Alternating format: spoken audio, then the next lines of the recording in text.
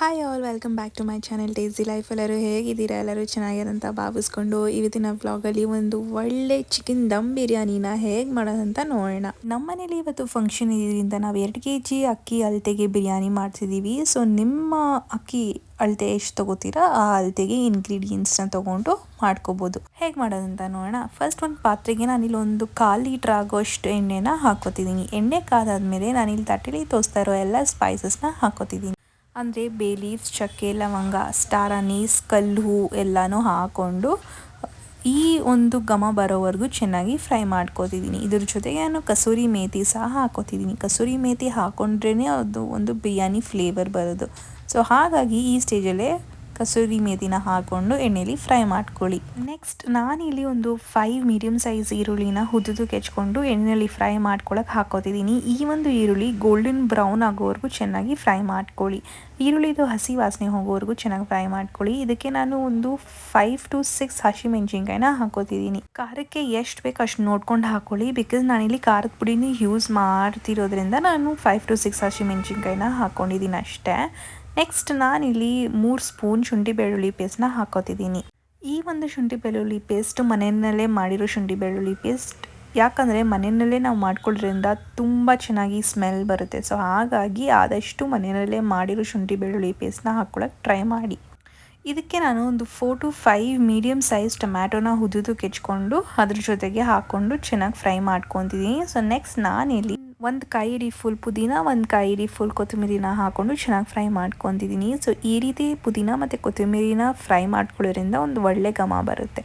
ಇದಕ್ಕೆ ನಾನು ಒಂದು 1/4 ಚಮಚ ಅರಿಶಿಣದ ಪುಡಿ ಹಾಕ್ಕೊಂಡು ಚಿಕನ್ನ ಹಾಕೋತಿದ್ದೀನಿ. ಸೊ ನಾನಿಲ್ಲಿ ಹೇಳಿದ್ನಲ್ವ 2 kg ಅಕ್ಕಿ ತೊಗೊಂಡಿದ್ದೆ ಅಂತ. ಸೊ 2 kg ಚಿಕನ್ನ ತೊಗೊಂಡಿದ್ದೀನಿ. ಚಿಕನ್ನ ಚೆನ್ನಾಗಿ ವಾಶ್ ಮಾಡಿಕೊಂಡು ಹಾಕೋತಿದ್ದೀನಿ. ಇನ್ನೊಂದು ಟಿಪ್ ಏನಂದರೆ ಬಿರಿಯಾನಿ ಮಾಡುವಾಗ ಯಾವಾಗಲೂ 1:1 ರೇಷಿಯೋ ತೊಗೊಳ್ಳಿ. ಅಂದರೆ 1 kg ಚಿಕನ್ ತೊಗೊಂಡ್ರೆ 1 kg ರೈಸ್ ತೊಗೊಳ್ಳಿ, 2 kg ಚಿಕನ್ ತೊಗೊಂಡ್ರೆ 2 kg ರೈಸ್ ತೊಗೊಳ್ಳಿ. ಸೊ ಎವ್ರಿ ಟೈಮ್ 1:1 ರೇಷಿಯೋಲಿ ಮಾಡಿದ್ರೆ ನಮಗೆ ಬಿರಿಯಾನಿ ತುಂಬಾ ಚೆನ್ನಾಗಿ ಬರುತ್ತೆ. ಇವಾಗ ಚಿಕನ್ನ ಒಂದು 5 ನಿಮಿಷ ಬೇಯಕ್ಕೆ ಬಿಟ್ಬಿಡೋಣ.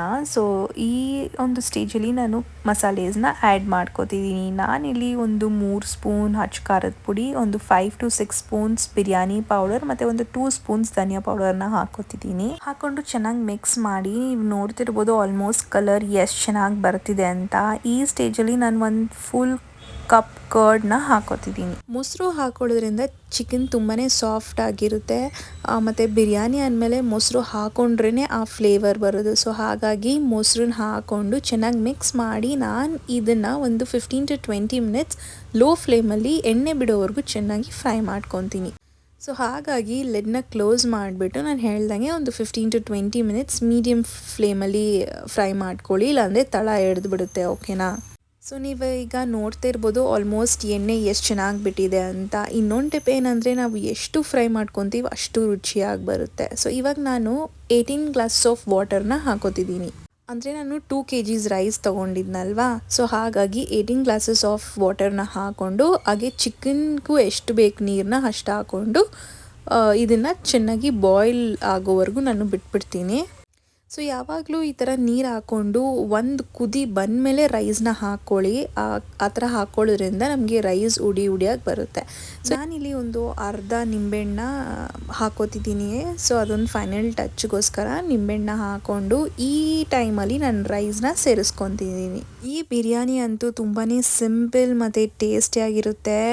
ಎಲ್ಲರಿಗೂ ತುಂಬಾ ಇಷ್ಟ ಆಗುತ್ತೆ. ಚಿಕ್ಕ ಮಕ್ಕಳಿಂದ ಹಿಡಿದು ದೊಡ್ಡವ್ರಿಗೂ ಕೂಡ ಇಷ್ಟ ಆಗುತ್ತೆ. ಸೊ ಹಾಗಾಗಿ ಒಂದ್ಸಲ ಅದು ಟ್ರೈ ಮಾಡಿ ಅಂತ ಹೇಳಕ್ಕೆ ಇಷ್ಟಪಡ್ತೀನಿ. ಈ ಥರ ಎಲ್ಲ ಅಕ್ಕಿನೂ ಹಾಕ್ಕೊಂಡು ಚೆನ್ನಾಗಿ ಮಿಕ್ಸ್ ಮಾಡಿ ಒಂದು 20 to 25 ಮಿನಿಟ್ಸ್ ಬೇಯಕ್ಕೆ ಬಿಟ್ಬಿಡ್ತೀನಿ. ತಿರ್ಗಾ ಈ ಟೈಮಲ್ಲೂ ಅಷ್ಟೇ ಲೋ ಫ್ಲೇಮಲ್ಲಿ ಬೇಯಿಸ್ಕೊಳ್ಳಿ, ಇಲ್ಲಾಂದರೆ ತಳ ಹಿಡಿದ್ಬಿಡುತ್ತೆ. ನಾವು ಪಾತ್ರೆಯಲ್ಲಿ ಮಾಡ್ತಿರೋದ್ರಿಂದ ಗೊತ್ತಾಗಲ್ಲ. ಸೊ ಹಾಗಾಗಿ ಮೀಡಿಯಮ್ ಫ್ಲೇಮಲ್ಲಿ ಇಲ್ಲ ಲೋ ಫ್ಲೇಮಲ್ಲಿ ಇಟ್ಕೊಂಡು ಒಂದು 20 to 25 ಮಿನಿಟ್ಸ್ ಚೆನ್ನಾಗಿ ಬೇಯಿಸ್ಕೊಂಡು ಇನ್ ಬಿಟ್ವೀನ್ 20 to 25 ಮಿನಿಟ್ಸ್ ಲೆಡ್ನ ಎತ್ಬಿಟ್ಟು ಈ ಥರ ಕಲಿಸ್ಕೊತಾ ಇರಿ. ಬಿಕಾಸ್ ನಾನು ಹೇಳ್ದಂಗೆ ಪಾತ್ರೆಯಲ್ಲಿ ಮಾಡ್ತಿರೋದ್ರಿಂದ ತಳೆ ಹಿಡಿಯೋಕ್ಕೆ ಚಾನ್ಸಸ್ ಇರುತ್ತೆ. ಸೊ ಹಾಗಾಗಿ ಈ ಥರ ಮಿಕ್ಸ್ ಮಾಡಿಕೊಡ್ತಾ ಇರಿ. ಸೊ ಇವಾಗ ಆಲ್ಮೋಸ್ಟ್ ನೀವು ನೋಡ್ತಿರ್ಬೋದು ನೀರೆಲ್ಲ ಹೆಂಗಿದೆ, ನೋಡೋಕ್ಕೂ ಎಷ್ಟು ಚೆನ್ನಾಗಿದೆ ಅಂತ. ಟೇಸ್ಟ್ ಅಂತೂ ತುಂಬಾ ಚೆನ್ನಾಗಿರುತ್ತೆ ಅಂತ ಹೇಳಕ್ಕೆ ಇಷ್ಟಪಡ್ತೀನಿ. ಸೊ ಇವಾಗ ನೀವು ನೋಡ್ತಿರ್ಬೋದು ಆಲ್ಮೋಸ್ಟ್ ಈಗ ಅಕ್ಕಿ ಒಂದು ಮುಕ್ಕಾಲು ಭಾಗ ಅಷ್ಟು ಬೆಂದಿದೆ. ಈ ಸ್ಟೇಜಲ್ಲಿ ನಾನು ಒಂದು 2 ಸ್ಪೂನ್ ತುಪ್ಪನ ಹಾಕಿಬಿಟ್ಟು ದಮ್ ಕಟ್ಟಕ್ಕೆ ಬಿಟ್ಬಿಡ್ತೀನಿ.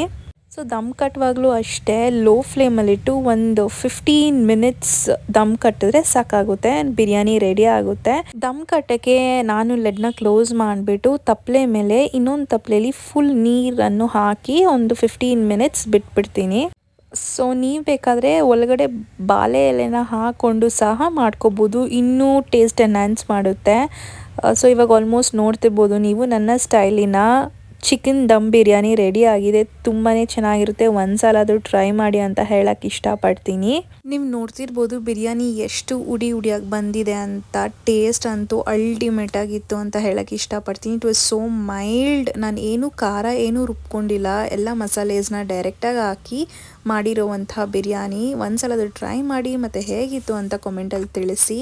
ಈ ವಿಡಿಯೋ ನಿಮಗೆ ಇಷ್ಟ ಆಗಿದ್ದಲ್ಲಿ ಪ್ಲೀಸ್ ಲೈಕ್ ಮಾಡಿ ಮತ್ತು ನಿಮ್ಮ ಫ್ಯಾಮಿಲಿ ಫ್ರೆಂಡ್ಸ್ಗೆ ಶೇರ್ ಮಾಡಿ. ಮತ್ತು ಇಂಥ ವಿಡಿಯೋಗಳನ್ನು ನನ್ನ ಯೂಟ್ಯೂಬಲ್ಲಿ ಪೋಸ್ಟ್ ಮಾಡ್ತಾ ಇರ್ತೀನಿ. ಹಾಗಾಗಿ please subscribe to my channel and support ಅಂತ ಕೇಳಿಕೊಂಡು ಈ ವಿಡಿಯೋನ ಇಲ್ಲೇ ಎಂಡ್ ಮಾಡ್ತಿದ್ದೀನಿ. Thank you for watching. See you in the next video. Bye.